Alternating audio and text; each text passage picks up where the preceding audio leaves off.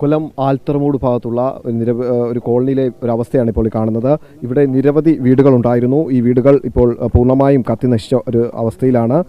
ഇവിടെ ആദ്യം ഒരു ചെറുതായി തീ പടരുകയും ഈ പടർന്ന തീ തൊട്ടടുത്തുള്ള വീടുകളിലേക്കൊക്കെ തന്നെ പടർന്നു പിടിക്കുകയാണ് ഉണ്ടായത്. അങ്ങനെ പടർന്നു പിടിച്ച തീ വീടുകളിലുണ്ടായിരുന്ന ഗ്യാസ് സിലിണ്ടറുകളിലേക്ക് എത്തുകയും അങ്ങനെ ഗ്യാസ് സിലിണ്ടറുകൾ പൊട്ടിത്തെറിച്ചുമാണ് ഇത്തരത്തിൽ വലിയ രീതിയിലുള്ള ഒരു തീപിടുത്തവും അപകടവും ഉണ്ടായത്. ഈ വീടുകളിലൊക്കെ തന്നെ ഇവിടെ ഏകദേശം 32ഓളം വീടുകളാണുള്ളത്. ഈ വീടുകളിലൊക്കെ തന്നെ നിരവധി പേർ കഴിഞ്ഞു വന്നിരുന്നതാണ്. ഇതൊരു കോളനിയാണ്, അതുകൊണ്ട് തന്നെ അടുത്തടുത്തുള്ള വീടുകളാണ്. വളരെ സുരക്ഷിതമല്ലാത്ത രീതിയിലുമൊക്കെ സാഹചര്യങ്ങളിലൊക്കെ കഴിയേണ്ടി വരുന്ന ഒരു പാവപ്പെട്ട ഒരു ജനവിഭാഗമാണ് ഇവിടെ കഴിഞ്ഞു വന്നിരുന്നത്. ഇവർക്ക് പട്ടയം പോലും ഇല്ല എന്നുള്ള വസ്തുത നമുക്ക് വളരെ വേദനാജനകമായ ഒരു കാര്യം തന്നെയാണ്. അത്തരത്തിൽ വളരെ ബുദ്ധിമുട്ടുകൾ സഹിച്ച് കഴിഞ്ഞു വന്നിരുന്ന ഒരു ജനസമൂഹം, അവരുടെ ഒരു വീടിൻ്റെ അവസ്ഥയാണ് നമ്മളിപ്പോൾ കാണുന്നത്. ഈ പ്രദേശത്ത് അടുത്തടുത്ത് തന്നെ വീടുകളുള്ളതിനാൽ തീ വളരെ പെട്ടെന്ന് തന്നെ പടർന്നു പിടിക്കുകയും ഈ ഒരു വീട്ടിൽ നിന്നും മറ്റൊരു വീട്ടിലേക്ക് തീ വളരെ പെട്ടെന്ന് പടർന്നു പിടിച്ച് അത്തരത്തിലൊരു സാഹചര്യത്തിലാണ് ഇവിടെ വലിയ രീതിയിലുള്ള പൊട്ടിത്തെറിയും തീപിടുത്തവും ഉണ്ടായത്. ഏകദേശം 3 വീടുകൾ പൂർണ്ണമായും കത്തി നശിച്ച ഒരു സാഹചര്യമാണ് ഇപ്പോൾ കാണാൻ കഴിയുന്നത്. ഇവിടെ ഈ വീടുകളിലൊക്കെ തന്നെ ഈ വീടുകളിലെ ഉണ്ടായിരുന്ന വസ്തുക്കളൊക്കെ തന്നെ പൂർണ്ണമായും ഇല്ലാതായിരിക്കുന്നു, പൂർണ്ണമായും കത്തി നശിച്ചിരിക്കുന്നു. ഇനിയിപ്പോൾ ഇവിടെ പക്ഷേ ആടപായമോ അല്ലെങ്കിൽ അത്തരത്തിൽ അപകടങ്ങളോ മറ്റു തരത്തിലുള്ള അപകടങ്ങളോ ഒന്നും ഉണ്ടായില്ല. കാരണം ഈ തീപിടുത്തം ഉണ്ടായപ്പോൾ തന്നെ പുകയും മറ്റും ഉയരുന്ന സാഹചര്യത്തിൽ അവർ ഇവിടെ നിന്നും മറ്റൊരു സ്ഥലത്തേക്ക് കുഞ്ഞുങ്ങളെയും പ്രായമുള്ളവരൊക്കെ എടുത്ത് ഈ വീടുകളിൽ നിന്നുമൊക്കെ ഓടിപ്പോകുന്ന ഒരു സാഹചര്യമാണ് ഉണ്ടായിരുന്നത്.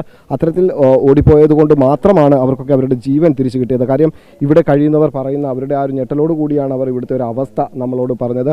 അത്തരത്തിൽ വളരെ ബുദ്ധിമുട്ട് തരത്തിലുള്ള സാഹചര്യത്തിൽ കഴിയുന്ന ഒരു ജനതയാണ്. ചേട്ടാ, നിങ്ങൾ ഇവിടെ ഉണ്ടായിരുന്നോ? ഈ സമയത്ത് എന്തായിരുന്നു അവസ്ഥ? ഞാൻ വരുമ്പോഴത്തേക്ക് ഇവിടെ ഫയർഫോഴ്സ് വന്ന് ഞാൻ റെയിൽവേ സ്റ്റേഷനിൽ നിന്ന് വന്ന് വർക്കല എത്തി എൻ്റെ മോൾ വിളിച്ചിട്ട് പറയുക, നേരത്തേക്ക് ഞാൻ അവിടെ എങ്ങനെ ട്രെയിനിൽ നിന്ന് ഇറങ്ങി ഓടാൻ പറ്റില്ല. ഇവിടെ കൊല്ലത്ത് വന്നു പറഞ്ഞാൽ ഞാൻ അവിടെ നിന്ന് എൻ്റെ കൂടെ വേറെ പറ്റിയിട്ടുണ്ടായിരുന്നു. ഞാൻ വേറെ ആട്ടോ വിളിച്ചിട്ട് ഞാൻ ഓടി ഇവിടെ വന്നത്.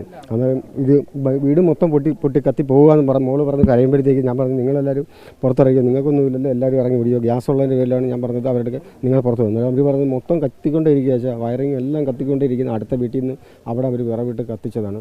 ആ വിറവിനകത്ത് നിന്ന് പുറത്ത് നമ്മൾ ഷീറ്റ് ഇട്ടിട്ടുണ്ടായിരുന്നു, ഈ വേലി കെട്ടിയിരുന്നത്. അതിനകത്ത് പിടിച്ചിട്ട് നമ്മൾ അടുക്കള പിടിക്കുക. അടുക്കളയ്ക്കകത്ത് ഗ്യാസും കാര്യങ്ങളൊക്കെ ഉണ്ട്.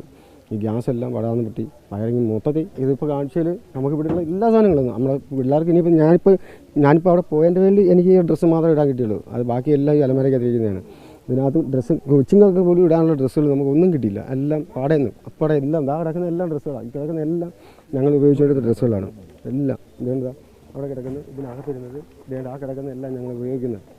സാരി, പിള്ളേരെ കൊച്ചുങ്ങൾ ഡ്രസ്സുകൾ, ഈ സർട്ടിഫിക്കറ്റുകൾ എല്ലാം നമ്മൾ കറണ്ട് ചാർജ് ഇതുവരെ പോയി എല്ലാം പോയി. പഠിക്കുന്ന കുട്ടികൾ എത്ര കുട്ടികളാണ് പഠിച്ചുകൊണ്ടിരുന്ന കുട്ടികൾ?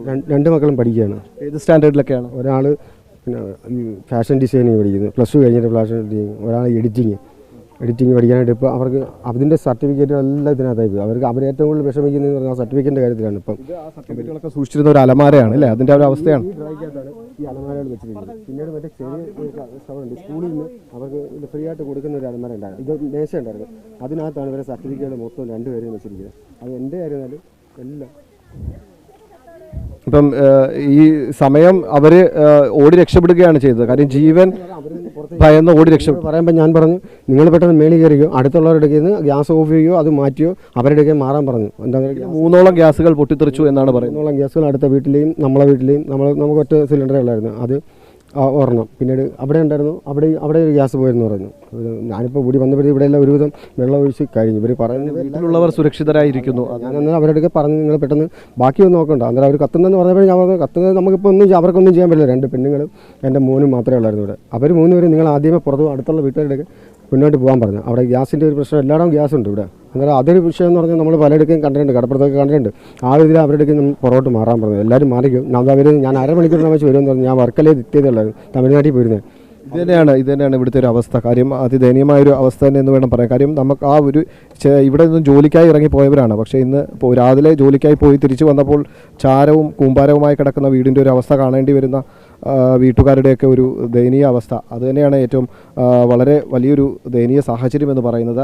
എന്തായാലും ഇത് വലിയ രീതിയിലുള്ള ഒരു തീപിടുത്തം ഉണ്ടായെങ്കിൽ പോലും പക്ഷേ ആർക്കും ഒരു ജീവഹാനിയോ അത്തരത്തിലുള്ള അപകടങ്ങളിലേക്കോ ഒന്നും മാറിയിട്ടില്ല. അതുതന്നെ വലിയൊരു ഭാഗ്യമാണ്. എങ്കിൽ പോലും അവരുടെ പ്രതീക്ഷകളും സമ്പാദ്യങ്ങളും എല്ലാം നശിച്ച ഒരു വിഷമം, അല്ലെങ്കിൽ എല്ലാം കത്തിപ്പോയ ഒരു വിഷമം അവർക്ക് പങ്കുവയ്ക്കാനുണ്ട്. അത് ഇനിയിപ്പോൾ അത് നമുക്ക് എത്ര പറഞ്ഞു കഴിഞ്ഞാൽ അത് അവരുടെ ആ ഒരു വിഷമം നമുക്ക് മനസ്സിലാക്കാം.